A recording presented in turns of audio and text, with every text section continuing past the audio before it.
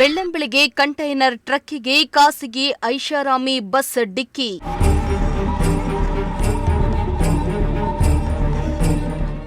ಹನ್ನೊಂದು ಪ್ರಯಾಣಿಕರಿಗೆ ಗಾಯ, ಓರ್ವ ಸಾವು, ಕ್ಲೀನರ್ ಸ್ಥಿತಿ ಗಂಭೀರ.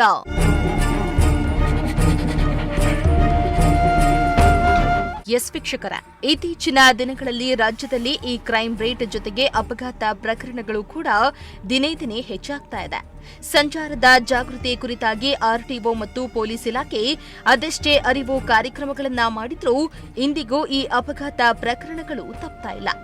ಅದರಲ್ಲೂ ರಾಷ್ಟ್ರೀಯ ಹೆದ್ದಾರಿಗಳಲ್ಲಿ ದೊಡ್ಡ ಮಟ್ಟದಲ್ಲಿಯೇ ಈ ಆಕ್ಸಿಡೆಂಟ್ಗಳು ನಡೀತಾವೆ. ಇತ್ತ ಚಿಕ್ಕಬಳ್ಳಾಪುರ ರಾಷ್ಟ್ರೀಯ ಹೆದ್ದಾರಿ 44ರ ಅಗಲಗುರ್ಕಿ ಗ್ರಾಮದ ಬಳಿ ಅಪಘಾತಗಳು ಎಗ್ಗಿಲ್ಲದೆ ನಡೀತಾವೆ. ಸಂಚಾರ ಕುರಿತಾಗಿ ಎಷ್ಟೇ ಕಟ್ಟೆಚ್ಚರ ವಹಿಸಿದ್ರೂ ಅಪಘಾತಗಳು ಕಡಿಮೆಯಾಗ್ತಾ ಇಲ್ಲ. ಬೆಳ್ಳಂಬೆಳಗ್ಗೆ ಖಾಸಗಿ ಐಷಾರಾಮಿ ಬಸ್ಸೊಂದು ಕಂಟೈನರ್ ಟ್ರಕ್ಕಿಗೆ ಡಿಕ್ಕಿ ಹೊಡೆದಿದೆ. ಈ ಅಪಘಾತದಲ್ಲಿ ಹಲವರ ಸ್ಥಿತಿ ಗಂಭೀರವಾಗಿದೆ.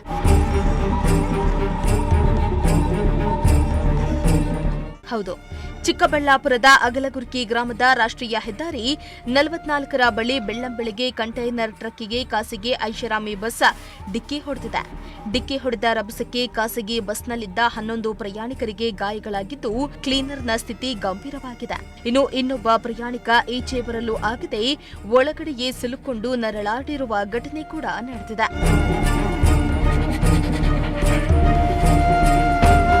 ಇನ್ನು ವಿಷಯ ತಿಳಿದಿದ್ದಂತೆ ಸ್ಥಳಕ್ಕೆ ಚಿಕ್ಕಬಳ್ಳಾಪುರ ಪೊಲೀಸರು ಹಾಗೂ ಅಗ್ನಿಶಮಕ ದಳದ ಸಿಬ್ಬಂದಿಗಳು ಧಾವಿಸಿದ್ರು. ಈ ವೇಳೆ ಹೊರಬರಲಾಗದೆ ಬಸ್ನಲ್ಲಿಯೇ ಸಿಲುಕೊಂಡು ನರಳಾಡ್ತಿದ್ದ ಪ್ರಯಾಣಿಕನೊಬ್ಬನನ್ನ ಹರಸಾಹಸ ಪಟ್ಟು ಹೊರತೆಗೆದ್ರು. ಇನ್ನು ಈ ಐಷಾರಾಮಿ ಖಾಸಗಿ ಬಸ್ ಮೈಸೂರಿನಿಂದ ಬೆಂಗಳೂರು ಮಾರ್ಗವಾಗಿ ಮಂತ್ರಾಲಯಕ್ಕೆ ತೆರಳುತ್ತಾ ಇತ್ತು ಎನ್ನಲಾಗಿದೆ. ಇತ್ತ ಗಾಯಾಳುಗಳನ್ನ ಚಿಕ್ಕಬಳ್ಳಾಪುರ ಜಿಲ್ಲಾಸ್ಪತ್ರೆಗೆ ದಾಖಲಿಸಲಾಗಿದೆ. ಅಪಘಾತದಲ್ಲಿ ಒರಿಸ್ಸಾ ಮೂಲದ ಸುಹಾಸ್ ಎಂಬ ವ್ಯಕ್ತಿ ಸಾವನ್ನಪ್ಪಿದ್ದಾನೆ ಎನ್ನಲಾಗಿದೆ. ಇನ್ನು ಗಂಭೀರವಾಗಿ ಗಾಯಗೊಂಡ ಪ್ರೇಮ್ ಕುಮಾರ್ ಮತ್ತು ಮುನಿದ್ ಯಾದವ್ ಇಬ್ಬರಿಗೂ ವಿಕ್ಟೋರಿಯಾ ಆಸ್ಪತ್ರೆಯಲ್ಲಿ ಚಿಕಿತ್ಸೆಯನ್ನ ಕೊಡಿಸಲಾಗ್ತಾ ಇದೆ.